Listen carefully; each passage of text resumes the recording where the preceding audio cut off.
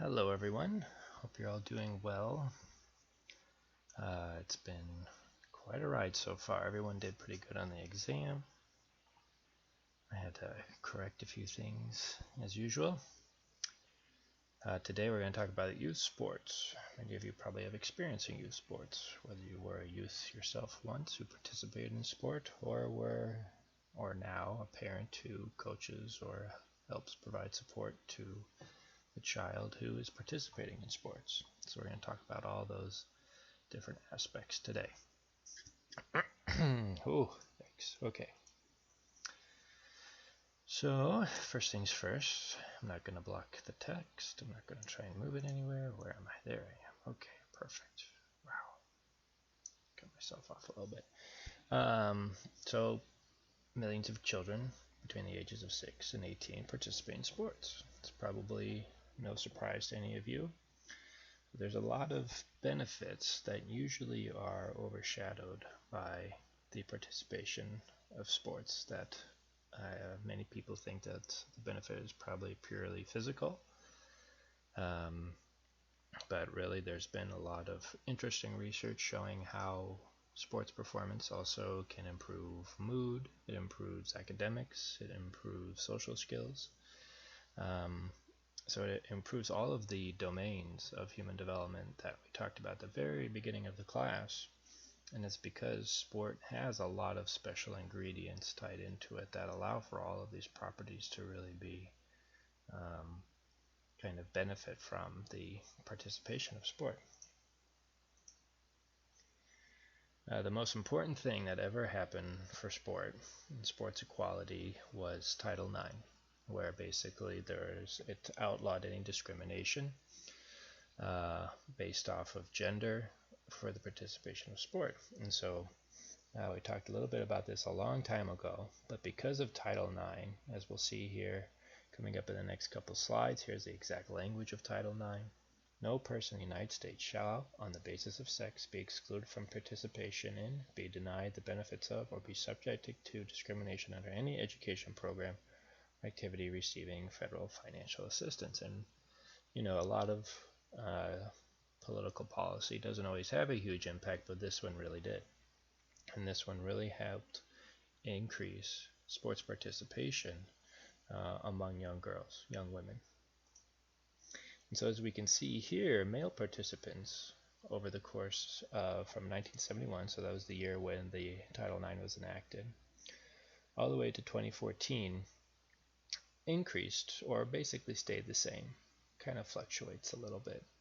You have to also consider that the overall population of the United States is also increasing, so percentage-wise, this basically is demonstrating that boys play at a similar rate throughout the last 4 decades. Female participants, on the other hand, as you see what happened the year of Title IX, so not a tremendous amount of participation, 1/10, less than 1/10 the amount of female participants than male participants from 1971 to 1972. And then you come up to near today, you see that not only has the total number doubled, but that total number doubling has really been attributed to a tenfold increase in female participation in sport. And so it seemed to have a really strong effect, and it probably wasn't just Title IX that had this effect, but it said probably also helped reaffirm and help to grow attitudes that it is okay for girls to play sport, and actually it is very beneficial and important for girls to play sports. So it's not only important for, let's see if I can get out of the way a little bit here. It's not only just important for each sex to be able to have the opportunity to participate, but individuals who have disabilities, and specifically in this slide you'll see individuals with amputation of whether it be the upper or lower limb, also are deeply impacted by their ability to play sport with their age-matched peers. And so if without these types of prostheses, they're not really given the opportunity. They have to be sidelined And when you're sidelined, you miss out on a lot of the important social, academic, and emotional and physical contributions that sport can play in a young person's life. And so the kind of advancement of prosthetics over the past 2 decades has really helped encourage and improve the participation of young adults with disability in sport as well. So here we're just looking at that, although girls and boys now seem to be playing at a similar level of participation across in sport, the types of sports that they play are different as far as popularity goes. You still see a lot of the big hitters here: basketball, volleyball isn't on this side for the boys, but basketball, soccer, some type of softball, baseball, track and field, that's perhaps the most popular one unanimously between both sexes. But obviously boys prefer football, and the reason that it's not really an opportunity for girls is because, well, it's not an opportunity for girls. Don't really have scholastically kind of programs focused on girl football programs. And, you know, that's, if they want to, then that's something that can be pushed forward to. But football today in youth is looked at rather rigorously right now as far as the problems versus the benefits of it. But it's something that's actively being investigated and fine-tuned as the sport progresses. So let's look at why children even want to play sports. So we're looking at ages 7 to 12 here, between about 4,000 boys and girls. And the number one reason is to have fun.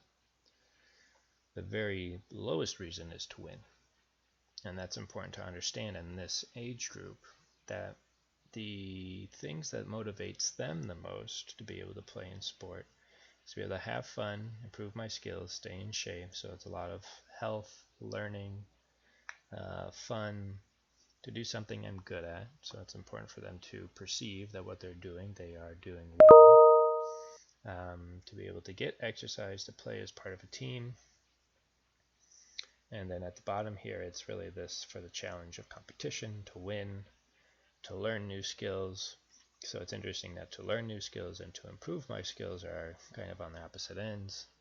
This one infers that they already have a skill that they've learned and they're just trying to improve. This one infers that they're trying to learn something completely new, which can be very difficult. It probably takes a lot more effort to learn something new than just to improve something already known. And so it's a lot about the intrinsic things and less about the extrinsic stuff. So reasons to participate in sports. And so this is a really long quote, but I like it because it has a lot of good language in it that kind of really defines, I think, why we should emphasize sport in youth. So emphasis should be on involvement, skill development, and enjoyment of doing the skills. So kind of just doing it for the love of doing it. Winning and receiving rewards for playing are of secondary importance to the participants' enjoyment. Each child should be provided an opportunity to develop his or her skills, be provided with a reasonable challenge, and be afforded an opportunity for personal accomplishment and satisfaction. So it doesn't mean that they have to be given the accomplishment and satisfaction. They just have to be afforded the opportunity. Be provided with a reasonable challenge. It shouldn't be something that's so easy for them. They still get interested if it's something that they can try to improve upon. Remember, that was the second to top reason to play. And just having an opportunity is really the main thing here. So you see opportunity is listed twice in this section here.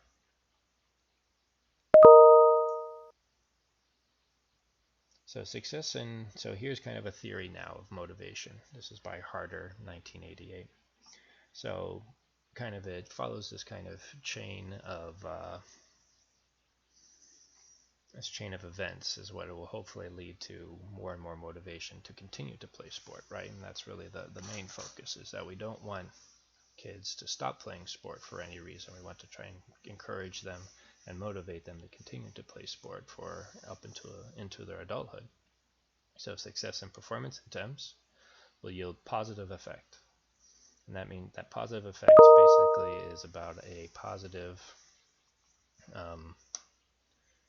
it's a positive feeling, a feeling of accomplishment.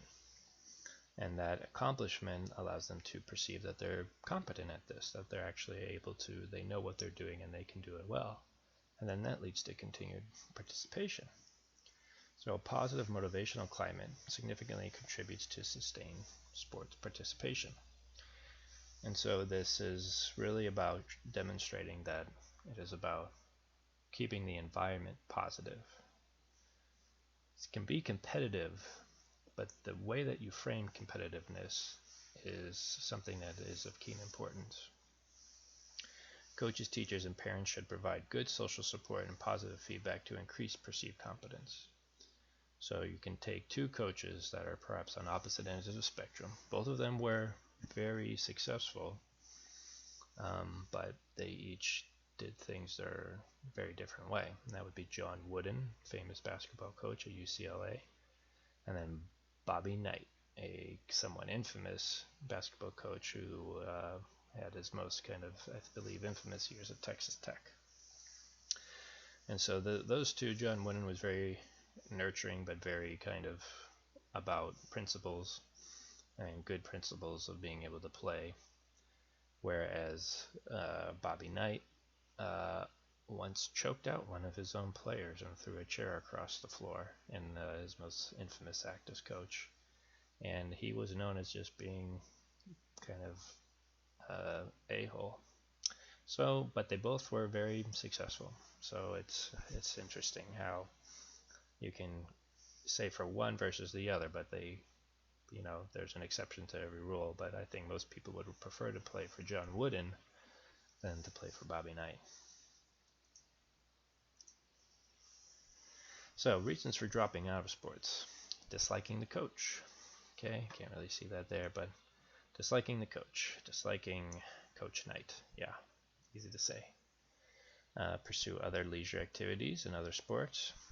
This isn't really fun anymore. I'd rather do this. I'd rather go reading. I'd rather go read or play video games or whatever. It's no longer fun. So, what changes should be made? Make practices more fun. How do you do that? That's really difficult, actually. It's not, practice is often repetitive. And how do you make something that is constantly about fine-tuning one particular thing or many particular skills to become fun? And so it's really about trying to create intrinsic motivation through fun practice to be able to have this positive effect that allows them to continue to participate. So reasons for dropping out of sports between boys and girls. Same age range as before. Now this is about out of 6,000 boys and girls. I would play again if practices were more fun. So something happens as they're playing. Perhaps it's the novelty of it wears off, or perhaps it's pressure from outside sources, or the competitiveness of it all of a sudden dampens the funness that they used to be having. But that's the number one reason. It used to be fun, now it's not. So I don't want to play. Makes sense. I could play more. There was no conflict with studies. So I can't study as much. I want to be able to do other things, other leisure activities. Coaches understood players better. And here's really the first evidence we see among children of young childhood going into adolescence, really stating a very crucial factor of how the coach, the adult responsible for their development in the sport, has a disconnect between themselves and their players, the children. And so that's a big reason why they dropped out. Conflicted with social life now, it conflicts with my studies. Coaches were better teachers. So here again, you see this at 5 and 6 for boys and girls respectively. Coaches were better teachers. So now I've kind of reached a certain level, and now I want to learn new things perhaps, or I want to continue to improve my skill, and the coach isn't really helping me. I don't feel like I'm getting the help from the coach I need to be able to continue to improve. So if I'm not getting any better, and it's not any fun, then I'm done. See you later. Gonna go play Wii bowling. Controversies around youth sport. Controversies. Medical issues and concerns. So football.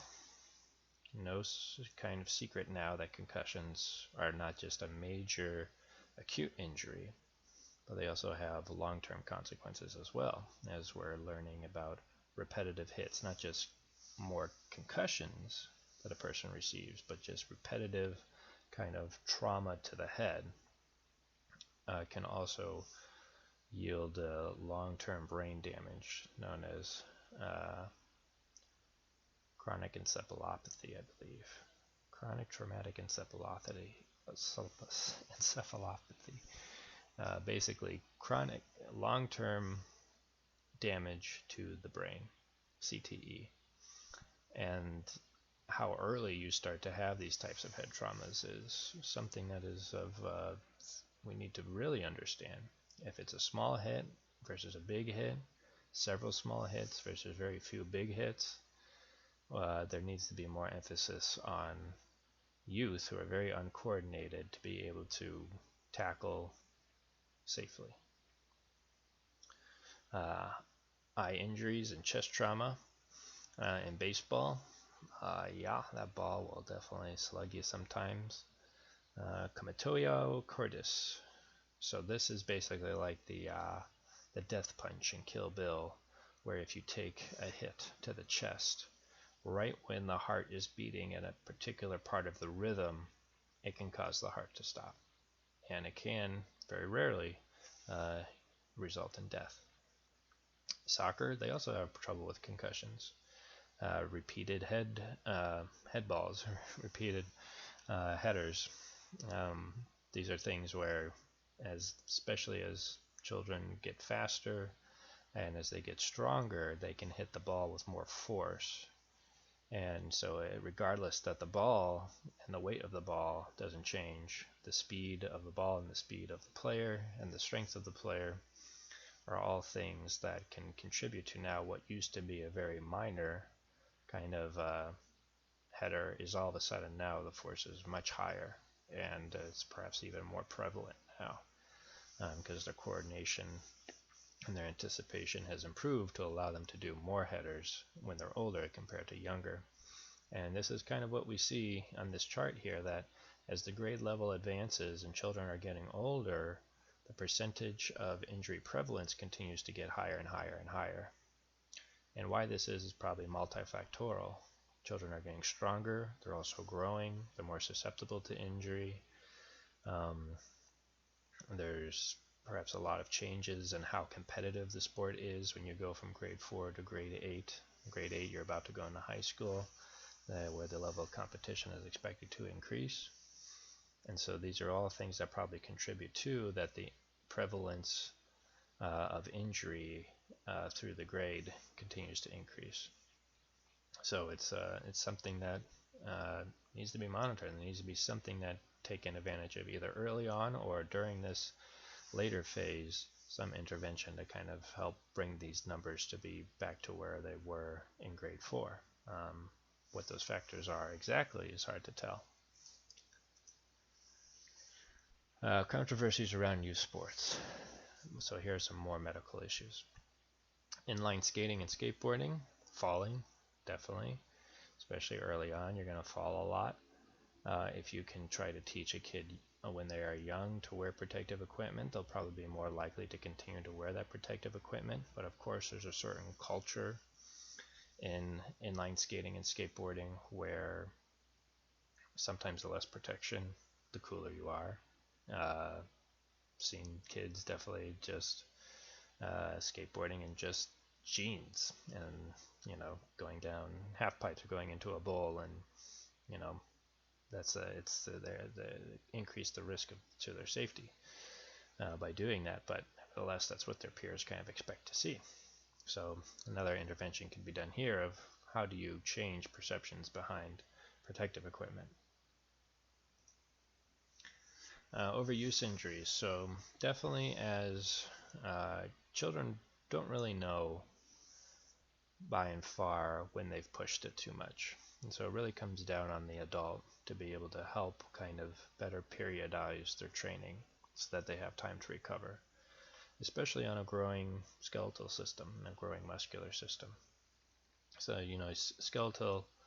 musculoskeletal stress over long periods of time can result in many different types of damage to bone, tendon, fascia, growth plates, cartilage of the epiphyses, and articular cartilage. So Osgood-Schlatter disease is one where the quadriceps, the patellar tendon that attaches to the tibial turbuncle, becomes inflamed because as they're growing, that tendon becomes stretched as it grows at a different rate than the skeletal system. And so then repeated force that then travels through that tendon continues to create inflammation. Sever's disease is a similar kind of repetitive stress to the calcaneus, so the heel bone of the foot, where the growth plate can become inflamed and it can create pain, and also, if not kind of remedied, can lead to, in extreme cases, kind of a delay in growth of that, or it seals off the plate prematurely in the calcaneus. And so Little League elbow, so we saw that 5-year-old or however old he was on YouTube in a previous video where he was throwing very quickly. And so if you get this Little League elbow, you have to really be able to monitor that well, especially as that kid's going to go from 5 to 10 years old. He might grow by 30%, and the forces applied to that elbow, if not developed and protected and kind of prehabbed correctly, can lead to eventual surgery, if not injury.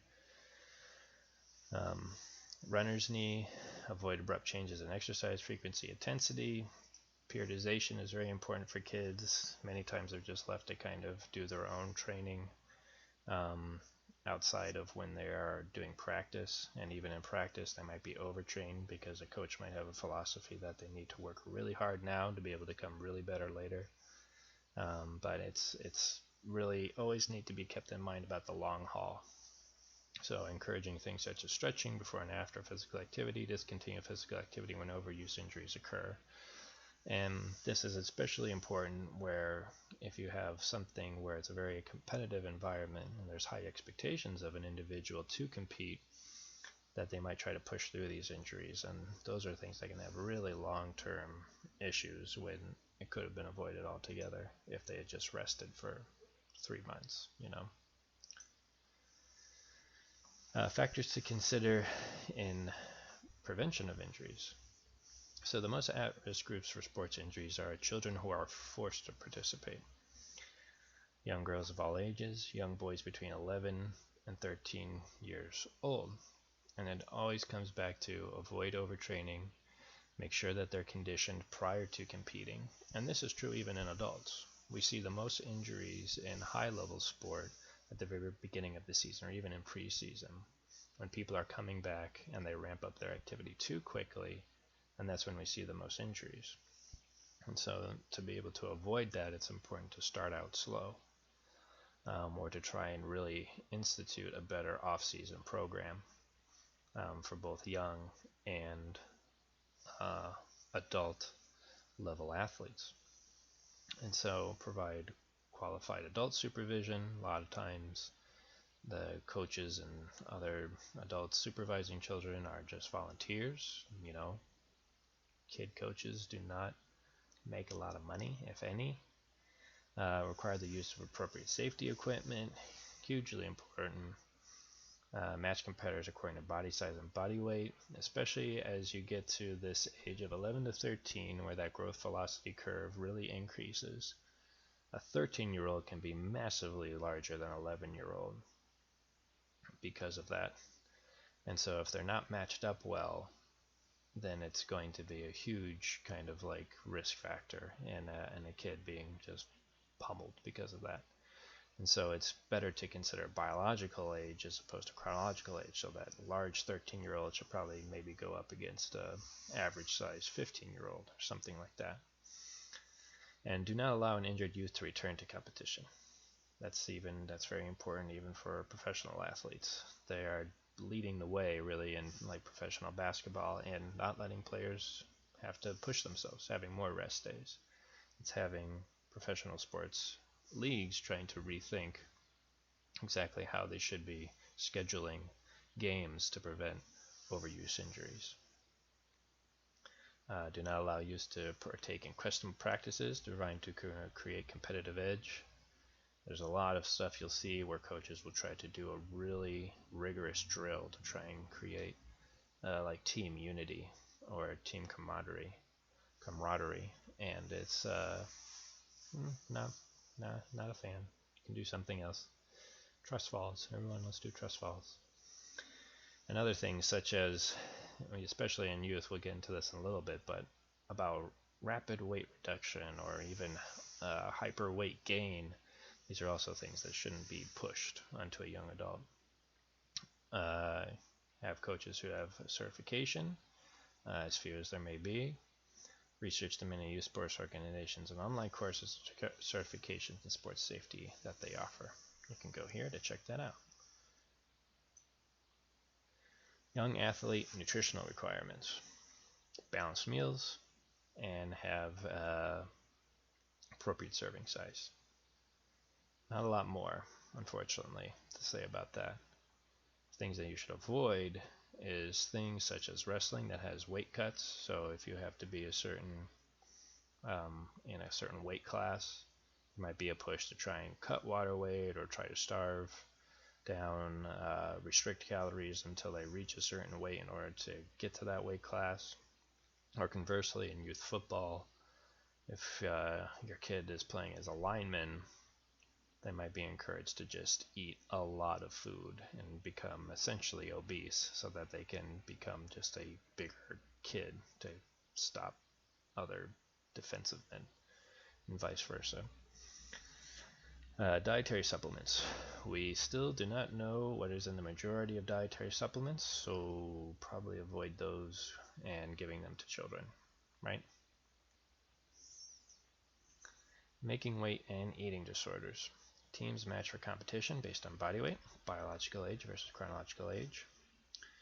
Parents can employ unacceptable practice to get their child in a lower weight class, giving them diuretics, telling them to starve themselves, doing sweating out water weight in order to make cuts, all very dangerous stuff to do. Fasting, not good. Address issues of body weight cautiously. If you feel like a kid is really taking a very kind of heavy toll on trying to reach a certain body weight, it's important to make sure that they know that you're there for them and that they're not there to judge them because of that, but that you're just concerned for their safety and that they should understand the consequences of trying to push their weight like that. Stress, psychological stress. So a little competitive stress is good. To basically be able to play in the moment and feel that stress and then be able to come out of it and see that as a worthwhile experience is good. But too much stress is detrimental.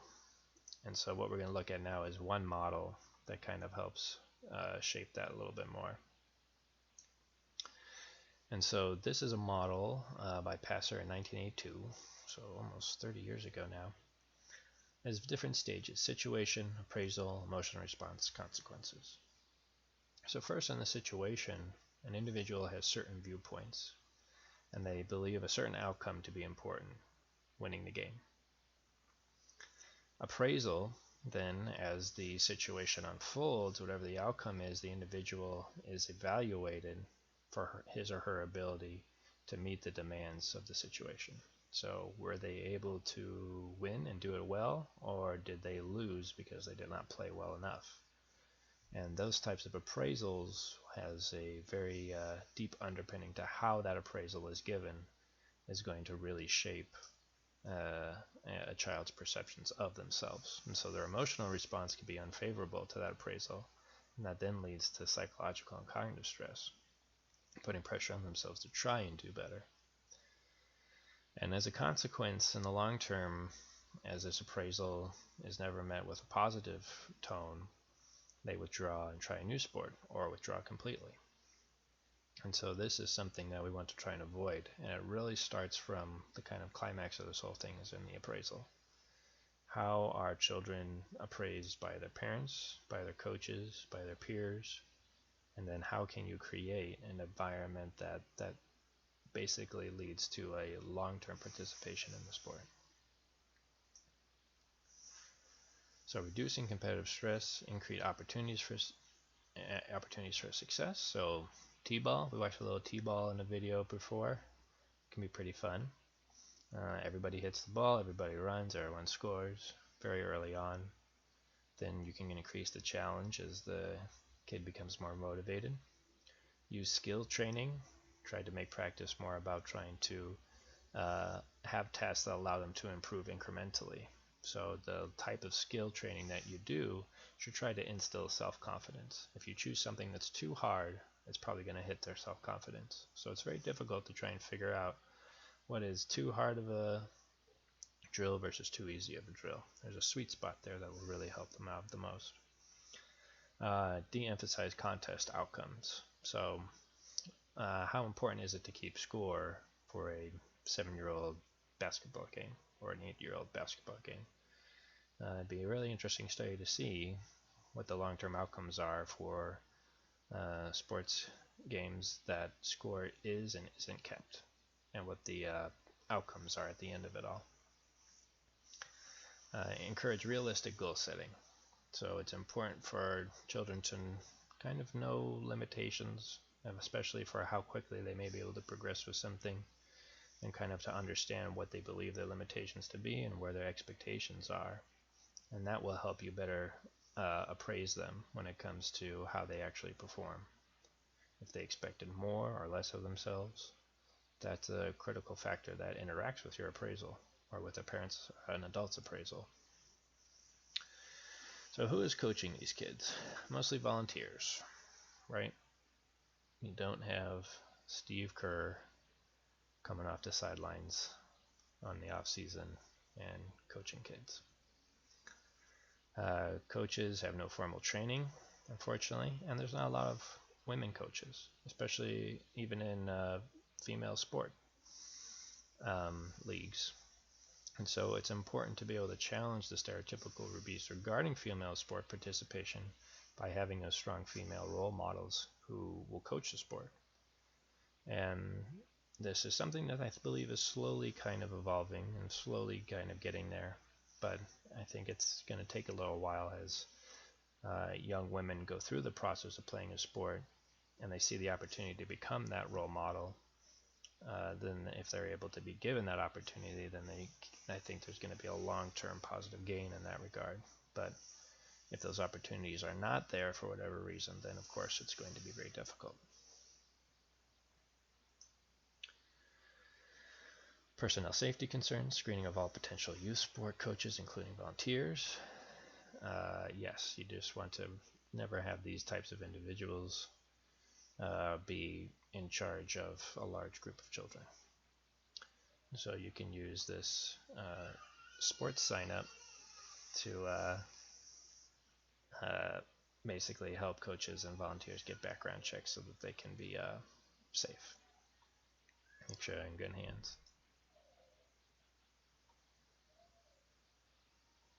I don't think you can hear her, but Frankie's screaming her head off right now. Okay, try to finish up now.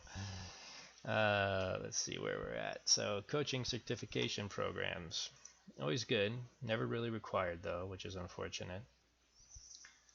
So it's something that needs to be kind of demanded more of by parents and by schools and other organizations like AAU or YMCA, things of that nature. There's lots of resources out there though. It's just that coaching is just not seen as something that needs to be regulated and something that needs to have any oversight over. As long as there's an adult there, there's an assumption that they're responsible and that they're be capable of creating a strong environment, but many times that's not the case. Many times a coach just kind of goes based off of the coaches that they had, and coaches back then were not John Wooden. They were probably much more about like Bobby Knight. But you never know. So here's all these resources you can look up for organizations dedicated to the advancement of coaching knowledge through certification. The only problem is that it's hard to motivate people to pursue these certifications if the pay to become a coach is nothing. So yeah, there's something has to give there in that regard. Guidelines for effective coaching. So coach's philosophy on winning. There's a lot of interesting things here. I'll probably pick out a couple of these for questions on the exam. That would be like, which of these is not a coaching philosophy of winning? Which of these is a coaching behavior? Okay, so get to know this table a little bit. I'm not going to read the whole thing to you, but there's a lot of important things that's just kind of spins everything to the positive and kind of reduces the amount of pressure on something having to be competitive and about winning. Parents also should be educated. There should be perhaps some kind of outreach program, at the very least an email sent out to help parents kind of understand the types of behavior that's acceptable for being a spectator as a parent for their child's games. But do you think that's a good idea? Go ahead, write in the comments. Give me your opinion. And then I can see how many of you have actually gotten this far in the lecture. And then that'll give me some idea of how many people are actually watching this all the way through. National standards for youth sports. A quality sports environment. Sports participation should be fun and a portion of a child's life. Only a portion. Should not be the whole thing. Training and accountability. Screening process. Parents' commitment. Sportsmanship. Safe playing environment. Equal play opportunity. And nobody should be on any drugs, tobacco, alcohol, or performance enhancers in the environment. Okay. Another perhaps question I'll throw out there is, which of these is the standard for national standards for youth sports? Which of these is not? And then here are several position statements that will be available to you to be able to look at as far as tackling in youth football from the American Academy of Pediatrics, organized sports for children and pre-adolescents, American Academy of Pediatrics, and the female athlete triad, something that we've been quizzed on a lot lately by the ACSM, American College of Sports Medicine. And that's everything. Try to keep it short. I know you all probably are kind of stressing out with a lot of new things that are kind of deadlines and things like that coming up. So I think on the schedule we have chapter 15 also this week, but since it's a pandemic, I'm going to stretch that out to next week. Okay, so you only have to worry about this lecture today. All right. Stay home, stay safe, stay healthy, stay happy. See you later. Bye.